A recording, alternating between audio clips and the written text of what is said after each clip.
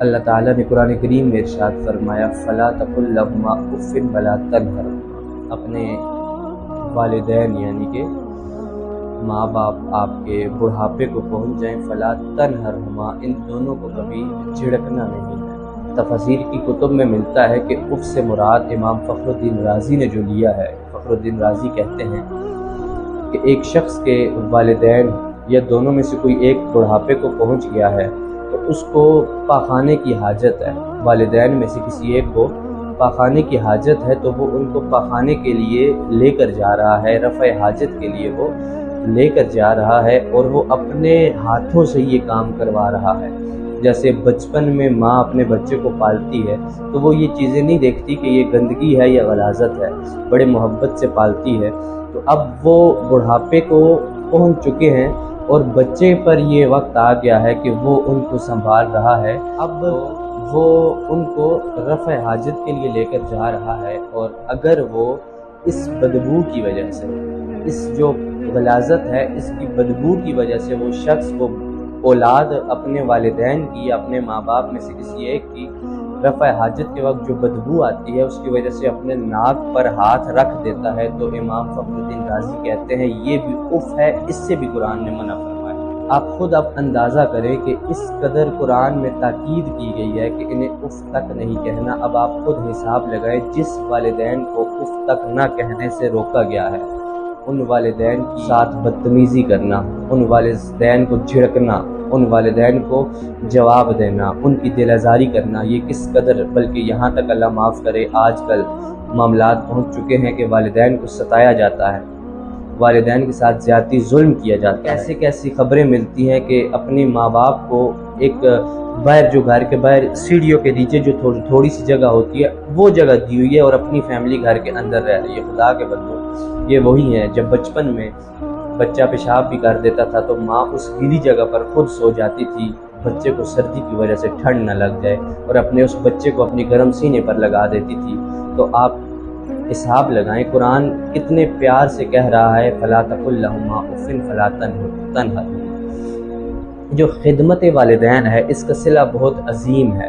حضرت اللہ کے نبی ہیں حضرت موسیٰ علیہ السلام، آپ نے رب کی بارگاہ میں فریاد کی، سوال کیا، یا اللہ موسیٰ جنت میں جائے گا، موسیٰ تیرا نبی ہے جنت میں جائے گا، موسیٰ چاہتا ہے دنیا میں تو اس کو اس کا جنت کا ساتھی دکھا دے۔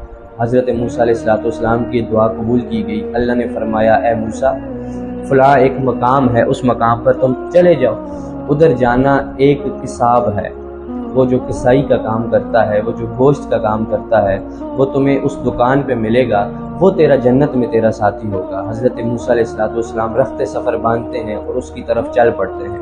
کافی وقت کا سفر طے کر کے اس بازار میں پہنچتے ہیں جس بازار میں وہ قصاب اپنی دکان لگائے بیٹھا تھا، لوگوں کو گوشت بیچ رہا تھا۔ حضرت موسیٰ علیہ السلام پاس کھڑے ہو گئے، آپ نے یہ نہ بتایا کہ میں اللہ کا نبی ہوں، آپ پاس کھڑے ہو گئے اور دیکھ رہے ہیں کہ وہ آخر اس میں کون سا ایسا کمال ہے کہ اللہ تعالیٰ نے کہا کہ موسیٰ جنت میں تیرا ساتھی یہ ہے، نبی کا ساتھی جنت میں یہ قصاب ہے۔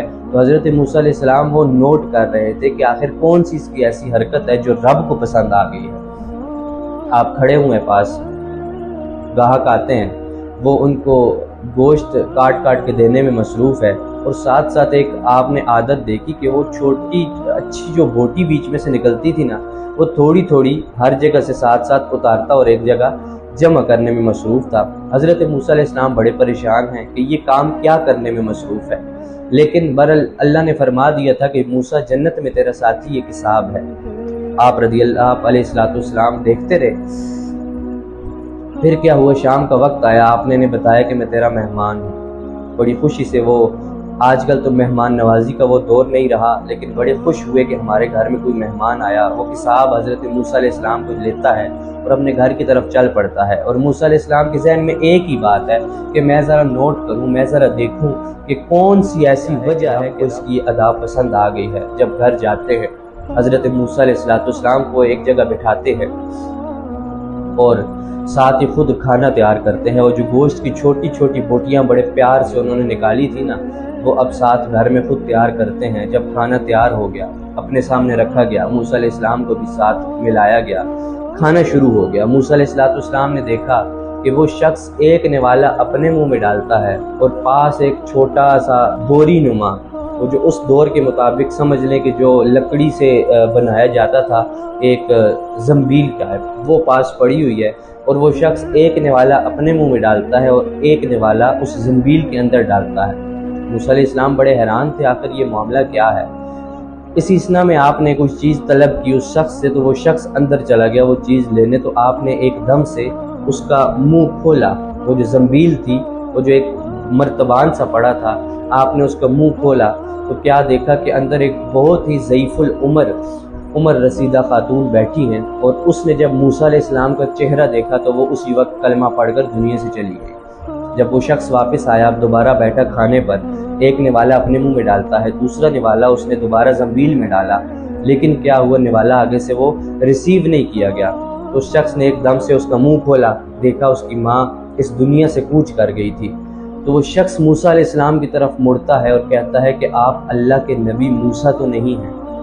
حضرت موسیٰ علیہ السلام بڑے حیران ہوئے کہ مجھے اس پورے واقعے کی سمجھ نہیں آ رہی۔ تو آپ نے پوچھا میں اللہ کا نبی موسیٰ ہوں، لیکن یہ تجھے کیسے پتہ لگا؟ تو وہ شخص کہنے لگا کہ میں نے اپنی ماں کی ساری زندگی خدمت کی ہے، ہمیشہ خدمت کی ہے، اور میری ماں نے مجھے یہ دعا دی ہے کہ اللہ تجھے جنت میں موسیٰ علیہ السلام کا ساتھی بنائے گا۔ اس ماں کی دعا کی قبولیت کی وجہ سے آپ جنت میں میرے ساتھی ہوں گے۔ اور پوچھا کہ یہ تیری ماں مجھے دیکھتے ساتھ ہی دنیا سے کیوں چلی گئی؟ تو وہ شخص کہنے لگا کہ میری ماں نے 2 دعائیں زندگی میں کی ہیں، کہ ایک جنت میں موسیٰ کا ساتھی میرے بیٹے کو بنائے اللہ، اور دوسری دعا یہ کی تھی یا اللہ اس وقت تک موت نہ دینا جب موسیٰ علیہ السلام کا چہرہ نہ دیکھ۔ ادھر جب آپ کا چہرہ دیکھ کر میری ماں دنیا سے چلی گئی تو میں سمجھ گیا کہ آپ اللہ کے نبی موسیٰ علیہ السلام جو میری ماں نے جن کا چہرہ دیکھا اور دنیا سے چلی گئی، اور آپ جنت میں میرے ساتھی قرار پائے ہیں۔ حضرت موسیٰ علیہ السلام یہ سنا اور بڑے حیران ہوئے۔ تو میرے یہ وہ ماں کی دعا تھی کہ جو نبیوں کا بھی ساتھی جنت میں بنا دیتی ہے۔ ایک تو ہے نا جنت کی طلب، ہر ماں اپنے بیٹے کے لیے جنت کی طلب مانگتی ہے، یا اللہ میرے اولاد کو جنت عطا فرما۔ اس ماں نے جنت میں ایک نبی کا پڑوس مانگا، نبی کی سنگت مانگی، رب نے وہ بھی عطا کر دی۔ تو یہ ماں کی دعا اتنی عظیم رتبہ رکھتی ہے۔ آپ سب سے گزارش ہے، میں بھی جن کے والدین زندہ ہیں، جن کی دنیا سے چلے گئے ہیں، دعا کریں کہ اللہ تعالیٰ ان کو مغفرت فرمائے، ان کو جنت میں نبیوں کا ساتھی بنائے، اور جن کے والدین دنیا میں باحیات ہیں ان سے گزارش ہے اپنے والدین کو ستائیں نہیں۔ فلا تقل لہما اف، بڑھاپے کو پہنچ گئے ہیں، اف تک نہیں کہنا، پریشان نہیں ہونا۔ کچھ عرصہ وہ آپ کے پاس جنت کا ٹکٹ موجود ہے۔ الجنت تحت اقدام الامہات، ماؤں کے پیروں تلے تو جنت ہے، اور باپ کے بارے میں کہا گیا یہ تو جنت کا دروازہ ہے۔ تو جب آپ کے پاس دونوں موجود ہیں تو آپ کے پاس جنت گھر میں موجود ہے، آپ ان کی خدمت کریں اور جنت میں اپنا مقام پائیں۔ اللہ کی بارگاہ میں دعا ہے اللہ تعالی ہم سب کو ماں باپ کا حقیقی فرما بردار بن کر ان کی خدمت کر کے جنت پانے کی توفیق عطا فرمائے۔